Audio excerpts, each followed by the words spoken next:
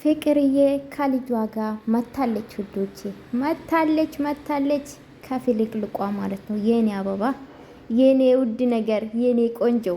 ስሟ ማን ነው ግን? የምታውቁ ሰዎች አላችሁ እንዴ? አንዳንድ ሰው ናዲ ነው የሚሉት። ናዲ ደግሞ የሙስሊም ስም ነው። ኤኒዌይስ እዚህ ውስጥ መግባትን አልፈልግም።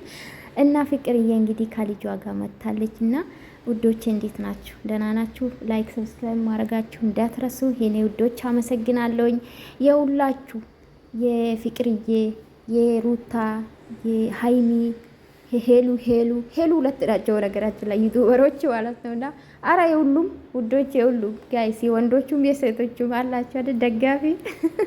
ደግሞ አሁን አዲስ የተጨመሩ አሉ። እነሱ ደግሞ የኤርሜላና የአብርሽ አሉ። እናንተም ደህና ናችሁ? እኔ እኮ ሰው አልጠላም ውዶች፣ ማንም ሰው አልጠላም። ሩታም ሁሉም አልጠላም ጋይስ። ኤርሜላም አልጠላትም። ታውቃላችሁ ኤርሜላ ምን አለ እንደምወዳት፣ ግን የአሁኑ ስራ አይመቸኝም።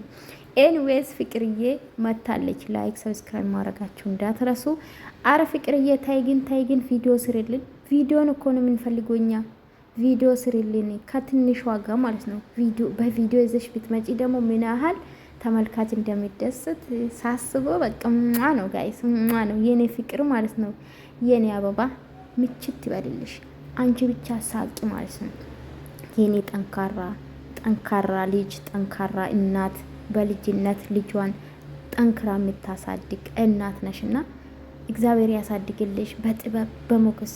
ሀሜን በሉ ጋይስ። ልጅ የሌላቸው ደግሞ ልጅ ይስጣችሁ፣ ከኔም ጭምር ጋይስ፣ ከኔም ጭምር ልጅ ይስጣችሁ። እኔ ደግሞ ልጅ ወዳለሁ ጥሎብኝ እና ልጅ ይስጣችሁ። አሜን በሉሽ እንዳትረሱ።